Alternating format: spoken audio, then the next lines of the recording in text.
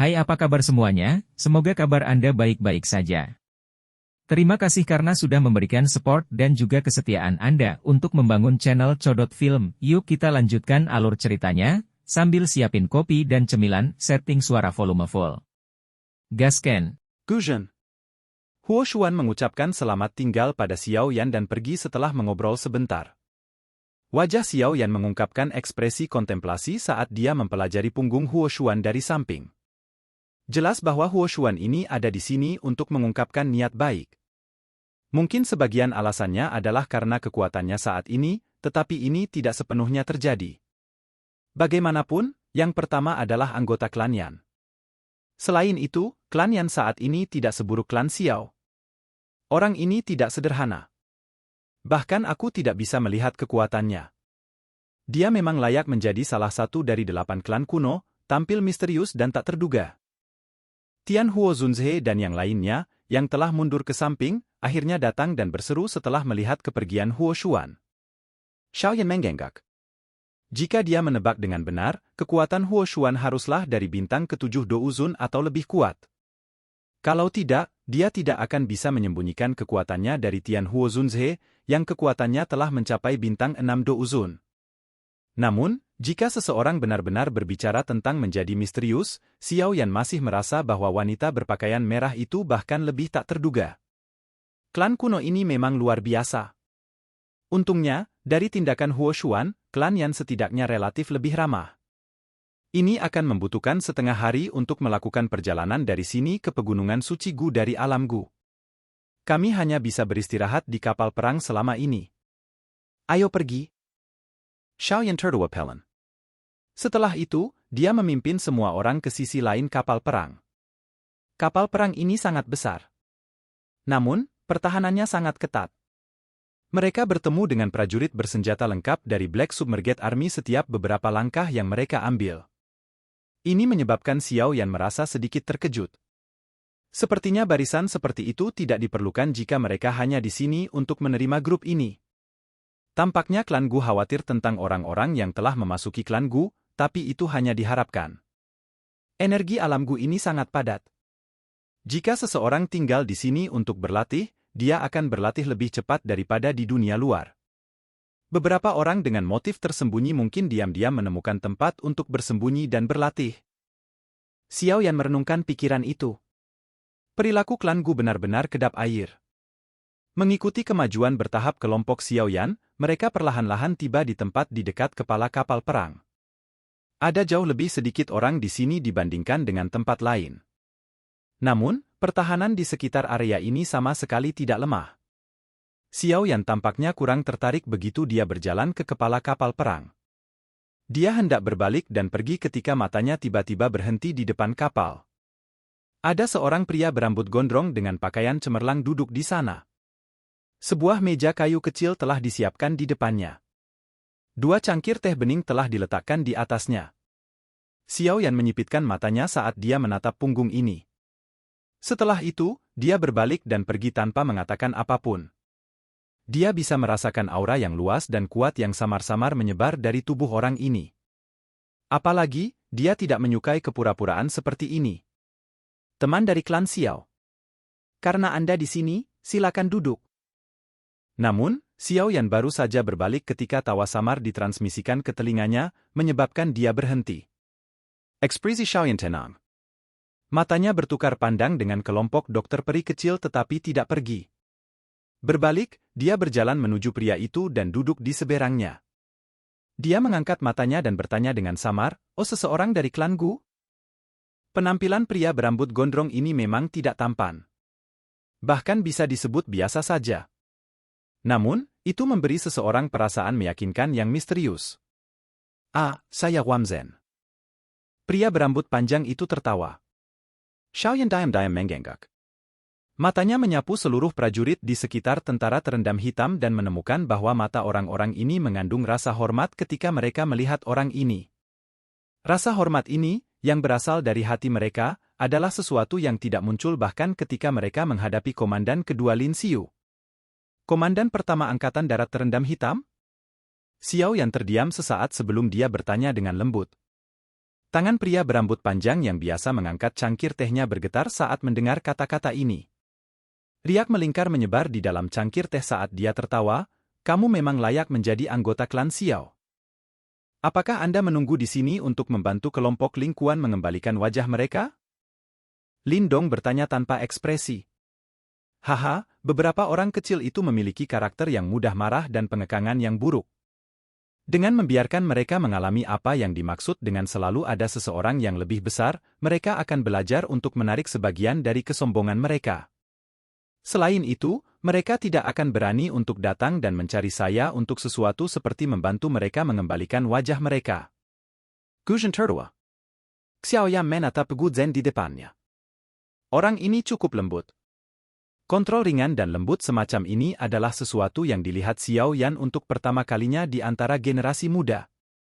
"Apa kau tahu kenapa ada begitu banyak prajurit Black Submerged Army yang menjaga kapal perang ini?" Gu Zhen tidak peduli tentang fokus Xiao Yan saat dia tiba-tiba mengajukan pertanyaan. "Kamu khawatir tentang orang yang tersisa di alam Gu, kan?" Xiao Yan menjawab secara acak. "Ini hanya sebagian dari alasannya. Ada sejumlah besar warga keturunan di dalam alam Gu. Mereka adalah dasar dari klan Gu dan juga merupakan level terpenting dalam klan Gu, tubuh mereka memiliki garis keturunan Doudi. Meskipun jumlah ini sangat tipis sehingga dapat diabaikan, terkadang ada beberapa variasi bentuk. Orang-orang ini akan menjadi darah baru dari klan Gu, tentu saja, alasan mereka memiliki kesempatan seperti itu untuk berkembang adalah karena garis keturunan Doudi yang ada di dalam tubuh mereka," kata Gu Zhen dengan lembut. "Namun, garis keturunan seperti ini sangat samar. Itu bisa dengan mudah ditekan. Cara melapisi garis keturunan ini sangat mudah. Selama seseorang menikah dengan orang luar, klan Gu menghargai garis keturunan Doudi. Oleh karena itu, kami khawatir seseorang dari luar klan akan menyebabkan kekuatan garis keturunan ini menghilang. Sebagai hasilnya, kami telah mengambil tindakan pencegahan terhadap siapapun yang tersisa di alam Gu bahkan untuk waktu yang singkat." Kata-kata Gu Zhen berhenti ketika dia mengatakan ini.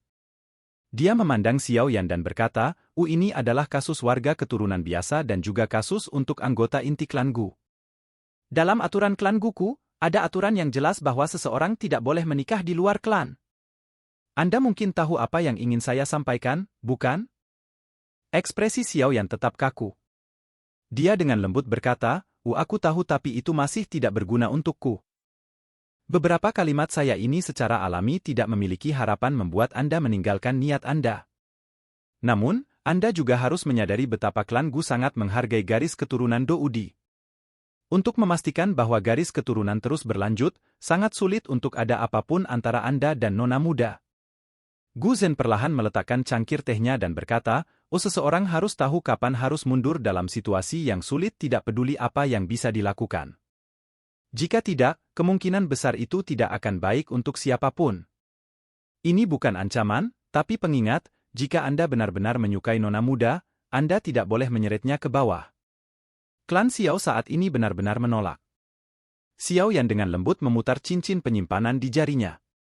Sesaat kemudian, dia tiba-tiba tertawa, apakah garis keturunan Doudi benar-benar sekuat itu? Gu Zhen tercengang saat mendengar kata-kata Xiao Yan. Dia segera tersenyum dan menjawab, apakah ada kebutuhan untuk memberikan balasan? Klan kuno ini masih kuat sampai sekarang. Ini adalah bukti terbaik. Xiao Yan tersenyum tapi tidak berkomitmen. Dia terus bertanya, level apa yang harus dicapai seseorang untuk menyebabkan klan Gu mengabaikan garis keturunan? Dosheng. Gu Zhen mengangkat alisnya dan perlahan menjawab. Kalau begitu, aku akan mencapai level itu, Xiao Yan menyeringai dan menjawab. Ini bukan masalah sederhana seperti membuka mulut. Ingat, saya sedang berbicara tentang Dou Sheng. Dou Sheng asli dan bukan Pan Hafsheng. Gu Zhen mengerutkan kening dan berkata. Klan Guku tidak pernah kekurangan ahli di puncak kelas Dou Zun. Namun, mereka tidak dapat mencapai level itu bahkan setelah menghabiskan seluruh hidup mereka untuk mencoba. Saya sadar bahwa bakat Anda cukup bagus. Namun, ada orang di dalam klan Guku yang bahkan lebih berbakat darimu. Bahkan orang-orang ini tidak yakin bahwa mereka dapat maju ke Dou Sheng. Bagaimana Anda bisa yakin bahwa Anda bisa mencapainya? Ini karena kamu adalah anggota dari klan Gu sedangkan aku bukan, ini karena kalian bergantung pada kekuatan besar dari garis keturunan Dou di sementara aku tidak, Oh Xiao Yan tersenyum sambil menjelaskan kepercayaan dirinya. Mengenai apakah aku bisa mencapai kelas Dou Sheng? Waktu akan membuktikan segalanya. Senyum di wajah Gu Zhen perlahan ditarik. Matanya menatap wajah percaya diri di depannya. Sesaat kemudian, dia akhirnya menghela nafas, oh secara alami saya cukup puas jika Anda benar-benar percaya diri. Namun, begitu Anda mengalami kesulitan untuk maju ke kelas Dou Sheng, saya harap Anda akan meninggalkan nona muda karena akan berdampak buruk bagi Anda berdua jika ini terus berlanjut. Terima kasih atas pengingatnya. Saya dapat mencapai titik ini hari ini dari menjadi sampah klan Xiao dengan mengandalkan tidak menyerah. Saya tidak takut sedikit pun menghadapi klan Hun. Itu sama untuk klan Gu. Wajah Gu Zhen mengungkapkan ekspresi yang rumit ketika dia mendengar tawa di sampingnya tidak menyerah. Ini adalah 3 kata sederhana, tetapi tidak banyak yang bisa mencapai artinya. Bang! Kapal perang tiba-tiba bergetar sementara Gu Zhen mendesah pelan di dalam hatinya dan fluktuasi spasial di sekitarnya perlahan menghilang. Kecepatan perahu juga berkurang. Pegunungan hijau subur di kejauhan muncul dalam pandangan seseorang. Apakah kita sudah sampai di pegunungan suci Gu? Jantung Xiao Yan tiba-tiba berdebar kencang saat kapal perang itu terbang lebih dekat ke pegunungan, yang tertutup awan dan kabut. Tubuhnya berhenti sejenak sebelum dia tiba-tiba menoleh. Matanya tertuju ke gunung di kejauhan yang tertutup awan. Sosok hijau berkabut samar-samar hadir di sana. Meskipun mereka berjauhan, Xiao Yan masih bisa merasakan keakraban dan kerinduan dari dalam tulangnya. 2 pasang mata saling bertautan dari jarak yang sangat jauh. Sepertinya mereka telah mengeras. Gu Zhen perlahan berdiri. Dia melihat sosok seperti dewa perempuan di puncak gunung. Senyuman rumit muncul di wajahnya. Selama bertahun-tahun ini, satu-satunya orang yang bisa membuatnya datang ke tempat ini secara pribadi untuk menerima seseorang kemungkinan besar adalah pria di depannya. Xiao Yan, ada perbedaan besar dalam pendapatmu di dalam klan Gu. Semuanya akan baik-baik saja jika Anda dapat mencapai kelas Dou Sheng. Jika Anda tidak bisa, kemungkinan besar Anda akan menemui banyak kesulitan. Oleh karena itu, saya harap Anda dapat mencapai apa yang Anda katakan, penglihatan nona muda harus cukup baik. Xiao Yan diam-diam menggenggak. Dari percakapannya dengan Gu Zhen, dia bisa merasakan tekanan yang Sun Er hadapi dalam klan Gu. Tidak ada yang bisa menghentikanku untuk bersama dengan Sun Er, bahkan klan Gu. Silakan pergi ke. Oke guys, jangan lupa like, comment, share, and subscribe di channel Codot Film. See you next video, peace out and bye-bye.